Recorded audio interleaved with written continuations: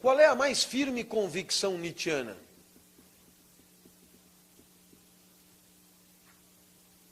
A mais firme convicção nietzschiana é que o mundo é regido pelos fracos. Esse é o ponto de partida de toda a filosofia de Nietzsche. Poderíamos dizer, o mundo é regido preferentemente por aquilo que ele chama de forças reativas. E eu gostaria que você parasse e me entendesse aqui. A primeira chave para entender a filosofia de Nietzsche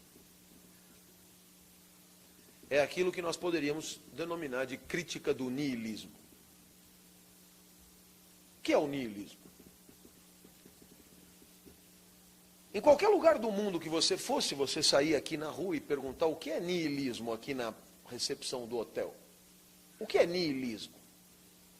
E todos dirão em coro, o niilismo é a falência dos valores universais. O niilismo é a falência das crenças compartilhadas. O niilista é o indivíduo que vive em busca dos próprios prazeres, sem nenhum princípio, sem nenhum lastro valorativo maior. Então, mas para Nietzsche é o contrário.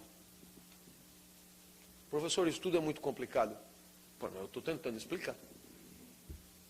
Para Nietzsche, o nihilista é justamente aquele que crê em transcendências. Por quê? Porque para Nietzsche, o nihilista é aquele que nega o mundo da vida.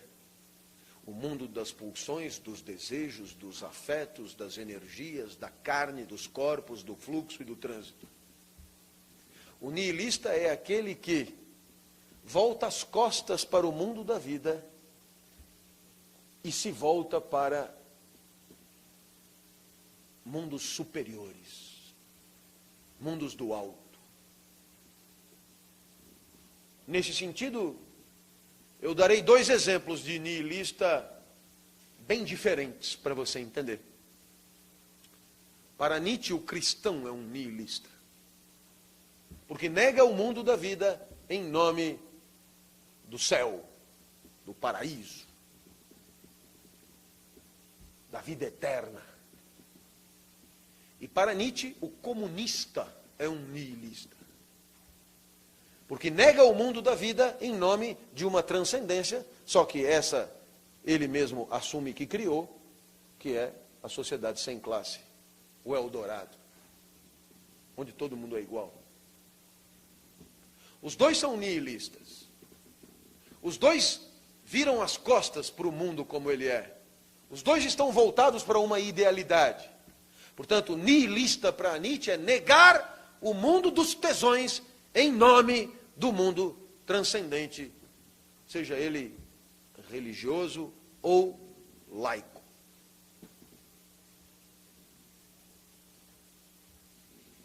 Essa é a primeira chave. Por que que o homem cria transcendências? Por que que desde que o homem existe ele fala em Deus? Porque Deus é o que Nietzsche chama de universal saciador. Em outras palavras, Deus é aquele que recompensará, reequilibrará, reordenará todas as mazelas de que você é vítima no mundo da vida. Quanto mais aqui você se ferrar, mais tranquila será a sua eternidade. Porque é mais fácil o camelo passar pelo buraco da agulha do que um indivíduo que se dá bem no mundo da vida entrar na eternidade boa. Deus é o próprio efeito gangorra. Quem se humilha será exaltado. Quem se ferra será condecorado. Portanto, como quase todo mundo se ferra, quase todo mundo volta as costas para esse mundo tão entristecedor e se volta para um mundo transcendente, onde tudo é promissor.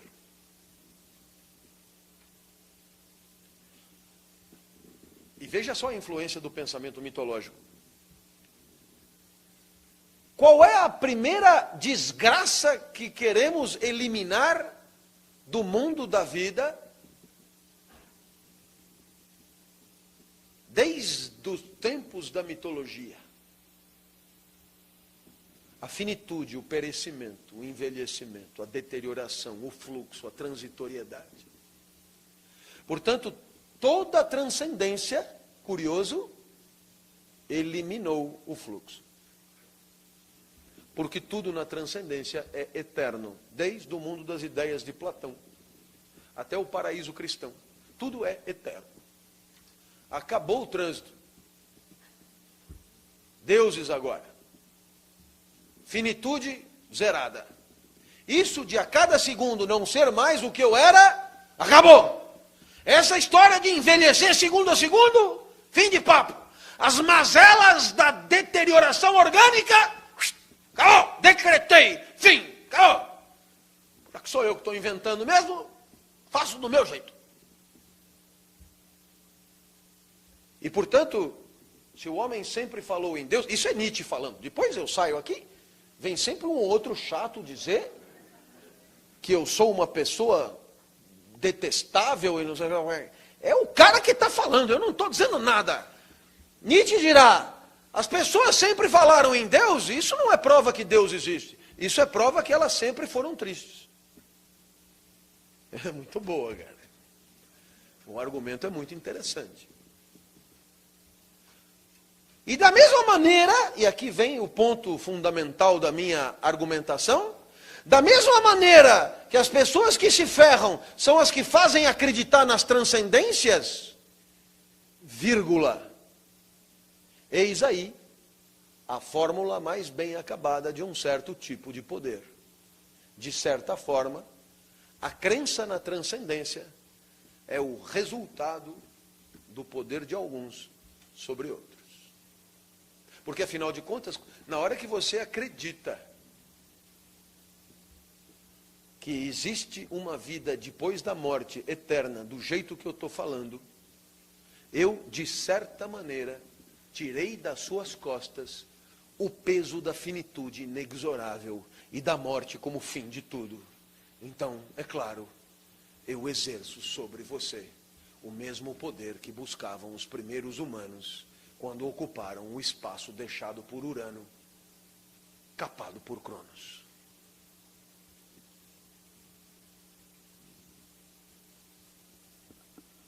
A perspectiva de Nietzsche é que o cara que se dá bem, esse não tem por que buscar transcendência nenhuma. O cara que é forte no mundo da vida, o cara que no mundo da vida consegue o que quer, o cara que vai e arrebenta, esse cara, evidentemente, ele adora o mundo da vida. Esse não está esperando morrer. Esse, pelo contrário, esse quer que a vida não acabe nunca. Mas não essa vida asséptica de virgens loiras e uvas tipo rubi. Não! Essa vida daqui, com prostitutas coreanas e etc. Eu quero meu quinhão aqui, porque aí em cima, enfim, isso é coisa que dizem.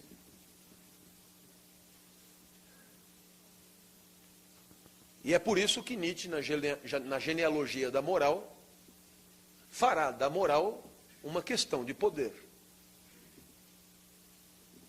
Para que você entenda isso, é preciso que você entenda que Nietzsche, quando fala do mundo da vida, divide o mundo da vida em dois tipos de força: ativas e reativas. Não há pessoas ativas e reativas, há forças ativas e reativas. E nós somos regidos pelos dois tipos. Ora, predomina em nós forças ativas. Ora, predomina em nós forças reativas.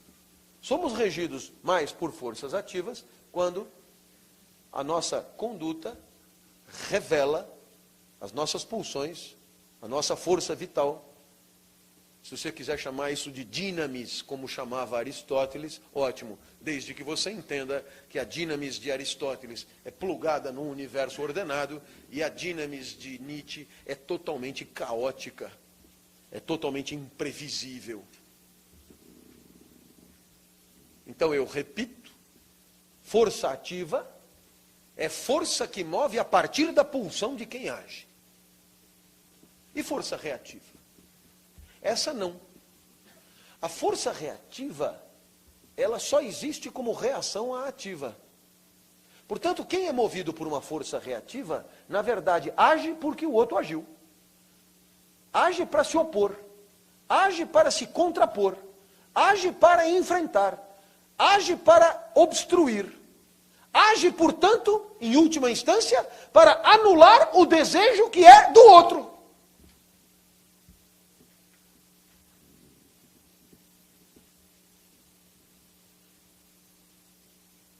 Um exemplo de força ativa é um fulano como o Messi, o Kaká, o Ronaldinho Gaúcho, driblando, né? É a pura atividade. Já um exemplo de força reativa é um zagueiro como o Ronaldão, marcando um desses. Né? Um exemplo de força ativa é o pintor que chega diante da tela e, tirando de dentro a sua inspiração, se manifesta através da pintura. Um exemplo de força reativa é o pintor que copia 10 vezes a mesma coisa para vender quadros em série. O exemplo de força ativa é o professor que chega e manifesta a sua potência na aula. Um tesão singular, irrepetível, uma manifestação de energia que não se reproduzirá mais, daquele encontro de células e de átomos ali, sinápticos. O exemplo de força reativa é o professor da sala do lado, que reclama da altura. Está alto.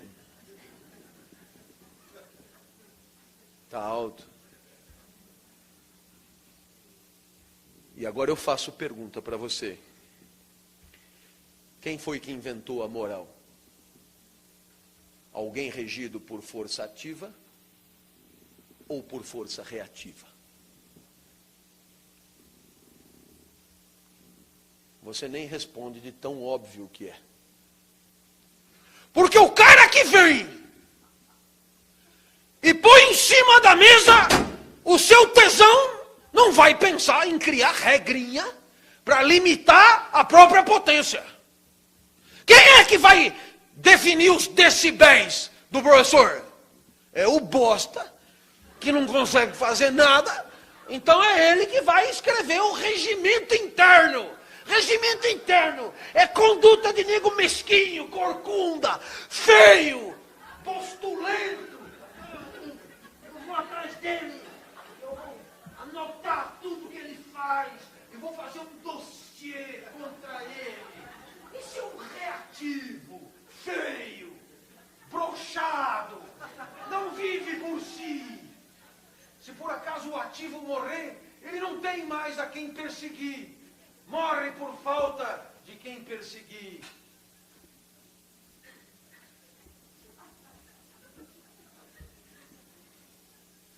Professor, tem tudo isso mesmo? Tem. A recomendação que eu faço é você comprar o Crepúsculo dos Ídolos e ler o capítulo 2, cujo título é O Caso Sócrates. E quem é o Sócrates? É o baixinho, maldito, feio, acanhado, miserável, que fica enchendo o saco dos sofistas, entendeu? O sofista está lá, fudido, gritando, esbravejando a sua potência. Foda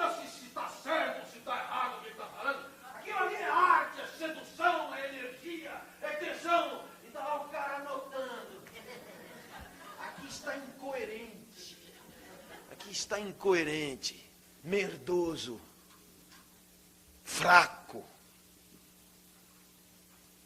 Porque ninguém que é regido pela força ativa faz regra. Regra é coisa de reativo. Mas como eu disse no começo, a vitória é das forças reativas. E por quê? Porque como a causa motriz da reatividade é a ação do outro, a força reativa, ela permite associação, aliança. Em compensação, a força ativa, ela tem como mola motriz o tesão de quem age. E isso não tem aliança possível, porque o meu tesão não se alia com o de mais ninguém. O meu tesão é meu. Então, invariavelmente, você tem a disputa, como diz Nietzsche, de gigantes, geniais. Leia-se ele, na verdade, né? Espetaculares, contra um monte de cagadinho, cutucando, miudinho. A moral é o resultado do sindicato dos bundões. E o que costuma acontecer? A vitória deles. A vitória deles. De certa maneira, um exemplo da vitória deles é a democracia.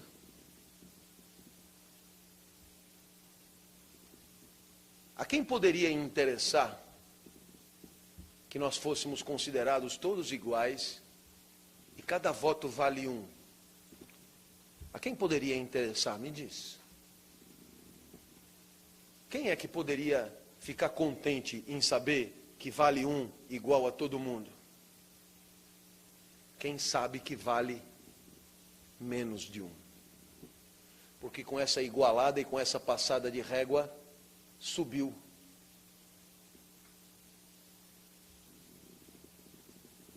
Agora, obviamente que essa história de tudo valer igual não pode interessar aos fortes. Porque esses escorregam. Esses descem. Esses se apequenam. A democracia é o resultado mais claro da vitória dos fracos sobre os fortes.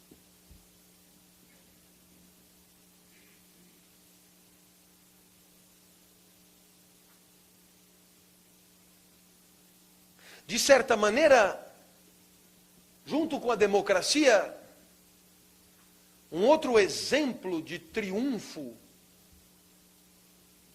da reatividade é o apogeu do espírito científico. E por quê? Porque quando você faz ciência, você aplica métodos a objetos. E teoricamente, não faz a menor diferença se é Joaquim ou Manuel a aplicar o método a um certo objeto. Razão pela qual a ciência também higieniza. A ciência tira da sua produção a importância do tesão do cientista. A ciência pasteuriza. Portanto, a metodologia científica é mais uma pirueta da reatividade contra a atividade. Professor, e em que campo os ativos predominam? Só há um lugar aonde o ativo é rei. É a arte. Porque a arte é toda e qualquer manifestação humana regida pelas pulsões do seu agente. O artista nada mais é do que aquele que com a bola nos pés, com o pincel na mão, com a batuta na mão, dando aula ou em qualquer outra atividade, age em função da sua singular e irrepetível energia vital, e não em função de uma técnica a ser repetida 1 milhão de vezes. Portanto, o pintor pode muito bem não ser artista, ser um técnico de pintura. E é perfeitamente possível encontrar arte onde menos se poderia esperar, toda vez que a singularidade de uma orquestração orgânica permitir uma manifestação irrepetível, existe ali uma obra de arte. Portanto, meus amigos, veja que curioso, e é nesse ponto que nós vamos ficando por hoje. Na perspectiva nietzschiana, existem, na verdade, 2 formas de poder. Um poder entendido no jogo social. Na verdade, isto aí os romanos chamavam de potestas. Aquilo que você está autorizado a fazer ou pode fazer. Isto é uma produção das forças reativas.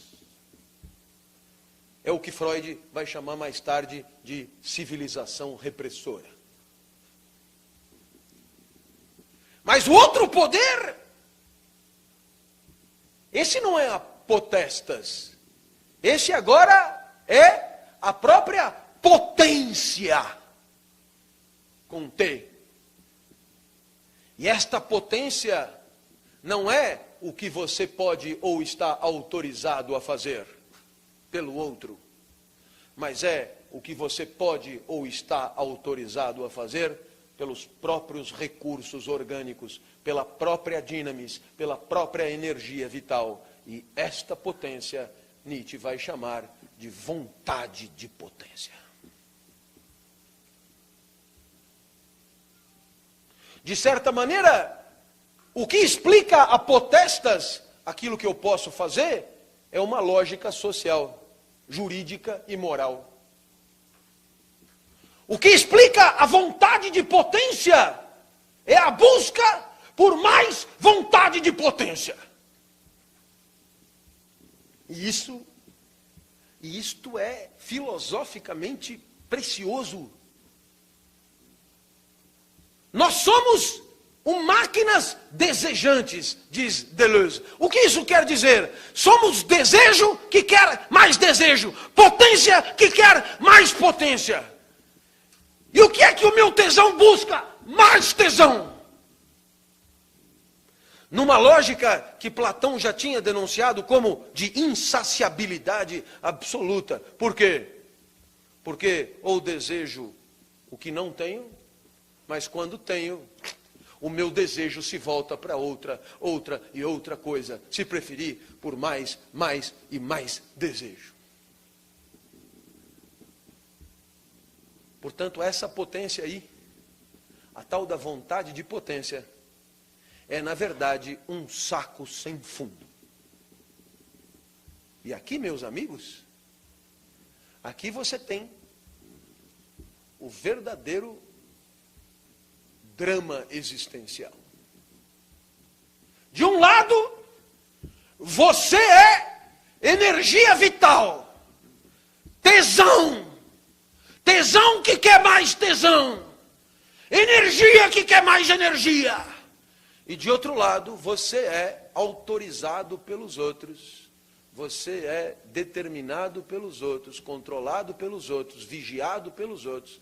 E de outro lado, você está autorizado a poder fazer certas coisas e não outras. E esta vontade de potência de um lado, e essa potestas do outro lado, são certamente o pano de fundo filosófico que no século XX tanto permitiu aos teóricos da psicanálise deitar e rolar em cima de noções como id, ego, e superego.